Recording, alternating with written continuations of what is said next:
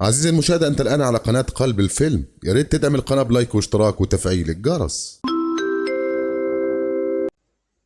يا مساء الفل والجمال على كل الناس. فيلم النهارده يا معلم مش معمول للعيال الصغيرة، ولو سنك أقل من 18 سنة بلاش تشوف الفيلم لأنه مليان إثارة ورومانسية وحب، وأنا كده حذرتك وعملت اللي عليا. يلا هات كوباية الشاي المتينة وخليك معايا يا معلم.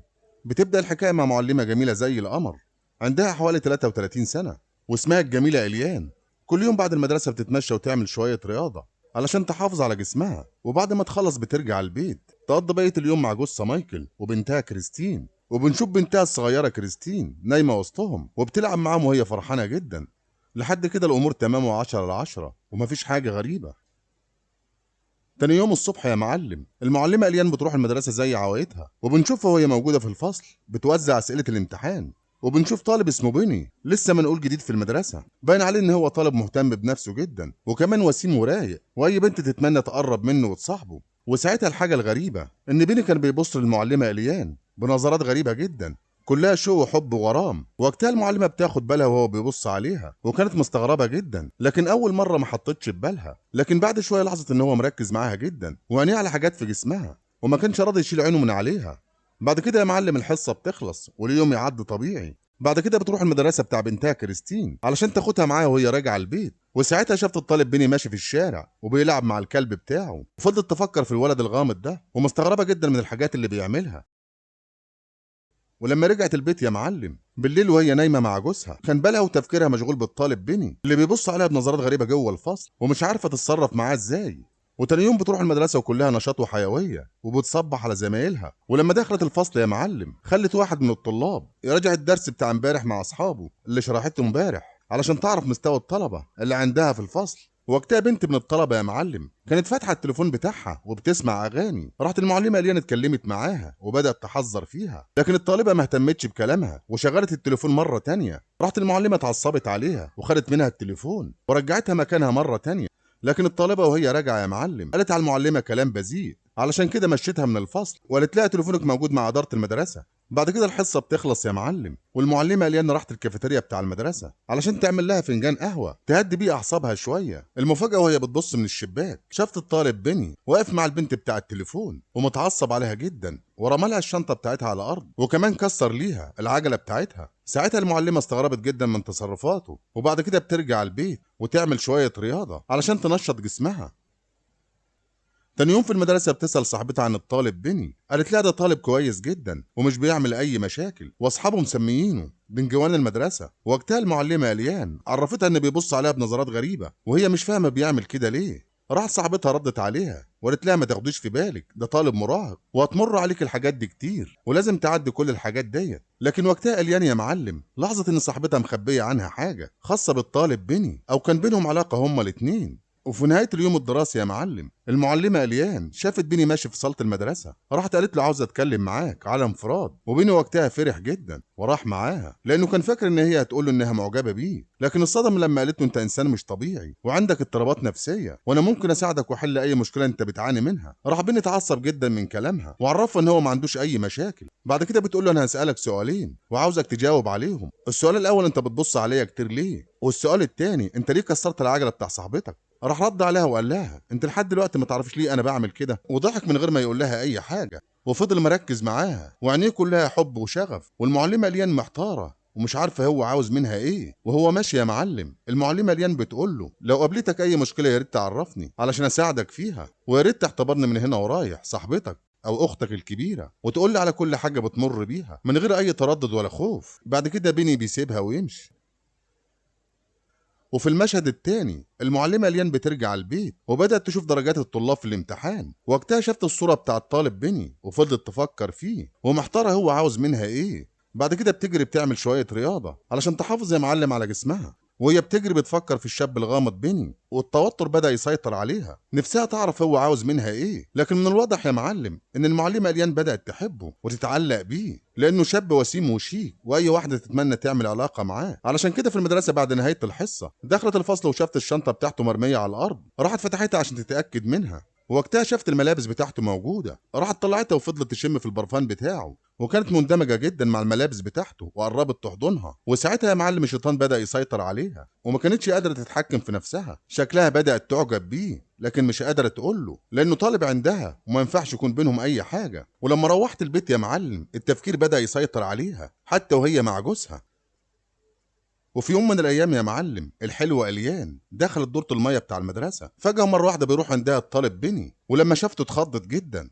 وبيني قرب ليها جدا وبدا يقول لها كلام حلو ومعسول، وهي بدات تسلم نفسها ليه واندمجت جدا مع كلامه. علشان كده بيني اتجرأ عليها وكان عاوز يبوسها، لكن مره واحده المعلمه بتفوق لنفسها وترجع بسرعه وبدات تتعصب عليه وقالت له انت هنا بتعمل ايه؟ يا ريت ما تنساش نفسك، انت طالب عندي في الفصل وما ينفعش يكون بينا اي حاجه. وقالت له انا بحذرك لاخر مره وبعد كده هبلغ اداره المدرسه. راح بيني ابن اللئيمه رد عليها بكل برود وقال لها انا عارفك انك انت بتحبيني زي ما انا بحبك، لكن انت خايفه من كلام الناس. بعد كده بيني بيسيبها ويمشي.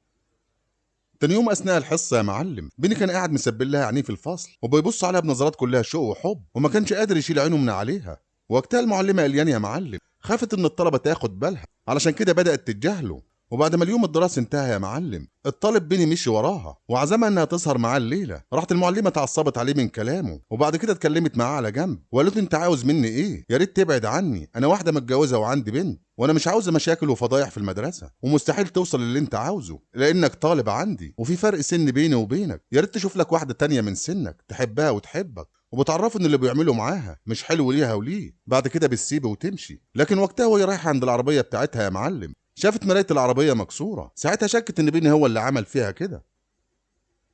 في المشهد اللي بعد كده بتاخد بنتها كريستين من المدرسه وروحت البيت، وجوزها لما شاف مرايه العربيه سالها عن اللي حصل. راحت اليان كدبت عليه وعرفته ان هي عملت حادثه. تاني يوم بتروح المدرسه وتوزع اسئله الامتحان على كل الطلبه، وبعد ما خلصت يا معلم قالت ليهم اللي عنده اي سؤال يتفضل يساله. الغريب وقتها ان بيني رفع ايده وايلي شافته وحاولت تتجاهله لكن بيصر ان هو يسالها سؤال. راحت المعلمه سمحته ان هو يتكلم، وساعتها سالها سؤال محرج جدا قدام كل الطلبه عن علاقتها بمدير المدرسة وإن هو اللي عينها في المدرسة علشان بينهم وبين بعض علاقة. وساعتها كل الطلبة ضحكت من كلامه، لكن المعلمة اتعصبت جدا وطردته من الفصل. لكن بيني ما سمعش كلامها ومرضيش يمشي، وكل الفصل فضل يضحك يا معلم ويستهزأ بيها. راحت المعلمة قررت إن هي اللي هتمشي من الفصل، وللأسف كانت زعلانة جدا ومتعصبة لأنها ما كانتش متوقعة إن الطالب بيني يعمل فيها كده.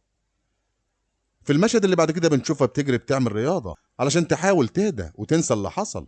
ولما هدت يا معلم رجعت البيت وبدأت تذاكر لبنتها. بعد شوية رن جرس التليفون وطلبت من جوزها يرد عليه، لكن جوزها كان مشغول. راحت ردت عليه ورفعت سماعة التليفون. الغريب إن وقتها محدش رد عليها. بعد كده جرس التليفون بيرن مرة تانية، راحت علقت التليفون وعملته مشغول. وساعتها المعلمة اليان شكت إن اللي بيعمل كده الطالب بيني. تاني يوم في المدرسة وهي داخلة الفصل يا معلم شافت بيني موجود. راحت مرضتش تدخل الفصل مرة تانية لأن الطالب بيني هانها قدام الفصل كله. علشان كده اتعصبت ورجعت البيت وكملت حياتها عادي من غير ما تعرف جوزها ايه اللي حصل. لكن حس ان هي متغيرة شوية. راحت عرفته انها تعبانة وحالتها النفسية مش كويسة، عشان كده اقترح عليها انها تاخد اجازة من المدرسة بحيث انها تهدي نفسها شوية وتخرج من اللي هي فيه. وبالفعل خدت اجازة من المدرسة علشان الطلبة ينسوا اللي حصل معاها وكمان تطلع من المود اللي هي فيه وتريح اعصابها شوية. تاني يوم في الاجازه يا معلم كانت موجوده لوحدها في معرض صور، ووقتها اتفاجئت ان بيني موجود في نفس المكان. ولما شافته بسرعه حاولت تبعد عنه، لكن بيني مشي وراها عشان يتكلم معاها وهي حاولت تهرب منه باي طريقه. بعد كده الحلوه اليان بتاخد الاسانسير علشان تهرب منه وتسيب له المعرض وتمشي، لكن بيني بيلحقها في الاسانسير في اخر لحظه ودخل معاها وطلب منها ترجع المدرسه مره تانية لانه مش قادر يقعد من غيرها. وقرب منها جدا وبدا يمشي ايديه على وشها. وقتها الحلوه يا معلم اندمجت معاه وسابت له نفسها خالص، وحصل بينهم اللي حصل يا معلم في الاسانسير. والولا روع عليها ورجع لها شبابها مره تانية وعوضها حرمان السنين. وبعد ما خلصوا يا معلم بنشوفها قاعده في العربيه حزينه وزعلانه وندمانه جدا على اللي عملته، وما كانتش عارفه تتصرف ازاي او تعمل ايه لانها سلمت نفسها للشيطان ولغريزتها. بعد كده بتهدى شويه وكلمت جوزها وعرفته انها حلمت حلم غريب وحكت له عليه انهم موجودين في البحر ومعاهم بنتهم كريستين، وفي حاجه بتسحبها من تحت في الميه وهي مش قادره تقاوم. وبتعرفه ان الحاجه دي في النهايه سحبتها تحت الميه، وبتقول له انها خايفه جدا من الحلم. بعد كده بتجري وتلعب شويه رياضه زي كل يوم، وكانت خايفه جدا من الحلم اللي حلمته ومش عارفه تفسره. في المشهد اللي بعد كده الاجازه بتخلص ورجعت مره تانية المدرسه، وكانت خايفه جدا ان بيني يفضحها قدام الطلاب او يعرف اي حد بالعلاقه اللي حصلت بينهم. وكانت محتاره تتصرف معاه ازاي. علشان كده قررت انها تخلص منه. راحت المعلمه ايلين فتحت مظاريف الامتحان وحطتها في الملابس بتاع بيني. بعد كده بلغت عنه اداره المدرسه من غير ما اي حد يعرف ان هي اللي عملت كده، لان لو بيني عرف ممكن يعمل لها مشكله. وبالفعل يا معلم بتنجح الخطه بتاعتها، واداره المدرسه بتبلغ الشرطه وبيقبض على بيني. لكن وقتها الطالب بيني شك ان هي اللي عملت فيه كده. ولما خلصت منه يا معلم بنشوفها وهي فرحانه جدا وسعيده، ورجعت البيت بسرعه وروقت على جثه لاول مره اللي كانت دايما مقصره في حقه وعلى طول ناسياه. وكمان طلعوا البحر هما الاتنين وقضوا وقت جميل مع بعض، واتكلمت معاه وعرفته ان الحلم بتاعها اتحجج وحصل. تاني يوم بتروح المدرسة يا معلم، وهناك شافت الديسك بتاع بيني فاضي، وساعتها فضلت تفكر فيه والحاجات اللي عملها معاها في الأسانسير، وبدأت تحس بالندم علشان عملت معاه كده. وللأسف خانت جثة معاه، ولامت نفسها جدا إنها سلمت روحها لطالب عندها في المدرسة. وفي يوم من الأيام يا معلم بتروح هي وبنتها كريستين المكتبة علشان تشتري لها شوية حاجات. وساعتها بنتها كريستين مسكت لعبة جميلة وطلبت من والدتها تشتريها علشان تديها لصاحبتها هدية. لكن وقتها المعلمة إليان رفضت تعمل كده. راحت بنتها كريستين زعلت جدا وبدأت تتعصب عليها، وكمان سابتها ومشت من غير ما والدتها تحس بيها. بعد شوية المعلمة إليان فضلت تدور عليها في كل مكان، لكن للأسف ما لقيتهاش. علشان كده راحت فتحت الكاميرات بتاع المكتبة بحيث تعرف هي راحت فين ومشت ازاي. ساعتها يا معلم شافت بيني موجود في الدور التاني، وشكت ان هو اللي خطب بنتها، وما كانتش عارفة تتصرف ازاي او تعمل ايه. لكن بعد شوية يا معلم بيتصل جوزها من البيت ويعرفها ان هو خد كريستين من المكتبة لانها فضلت تدور عليك في كل مكان. علشان كده اعتذرت للناس الموجودة في المكتبة. ولما رجعت البيت يا معلم جوزها بدأ يلومها علشان زعلت بنتهم الوحيدة كريستين ومرضتش تجيب لها اللعبة اللي هي عاوزاها. بعد كده بنشوف المعلمة إليان وهي فرحانة جدا علشان شافت بنتها مرة تانية، لأنها شكت إن الطالب بيني هو اللي خطفها. وبالليل يا معلم المعلمة إلين كانت خايفة جدا وقلقانة ومش جاي لها نوم. وقتها حست ان حد بيفتح الباب، راحت طلعت عشان تعرف ايه اللي بيحصل، وفضلت تنادي بصوت عالي وكانت خايفه جدا ومرعوبه. فجاه مره واحده شافت باب البلكونه مفتوح والهوا يا معلم بيخبط فيه، علشان كده راحت عنده وقفلته. بعد كده بدأت تفكر في الطالب بيني واللي عمله معاها، على الرغم يا معلم انها استمتعت معاه. لكن إليان كان عامل لها مشكلة كبيرة ومش عارفة تخلص منها ازاي، وفضلت سرحانة وبتفكر. فجأة مرة واحدة جوزها بينادي عليها، راحت إلين قربت عنده وحضنته علشان عارفة ان جوزها الطيب ملوش ذنب لأن هي اللي خانته. وساعتها الشيطان بدأ يسيطر عليها وقررت انها تخلص من الشاب بيني. وبالفعل يا معلم تاني يوم بتروح لبيت بيني واستنيته وقت كبير لحد ما خرج، وفضلت ماشيه وراه بالعربيه من غير ما يحس بيها. وساعتها بيني يا معلم وصل لمكان مقطوع، وقتها لين انتهزت الفرصه وضربته بالعربيه وخلصت عليه واستريحت منه من مشاكله. بعد كده إيلين بتهدى وتاخد نفس عميق وحست ان هم كبير ازاح من عليها كان هيدمر حياتها هي وجوزها وبنتها كريستين. في المشهد الاخير بترجع لحياتها الطبيعيه يا معلم، وكمان إيلين راحت المدرسه بتاعتها من غير ما اي حد يعرف اللي حصل معاها واللي عملته. وبكده يخلص الفيلم يا معلم. لو عجبك الملخص يا ريت تدوس لايك وشير، واشوفك على خير.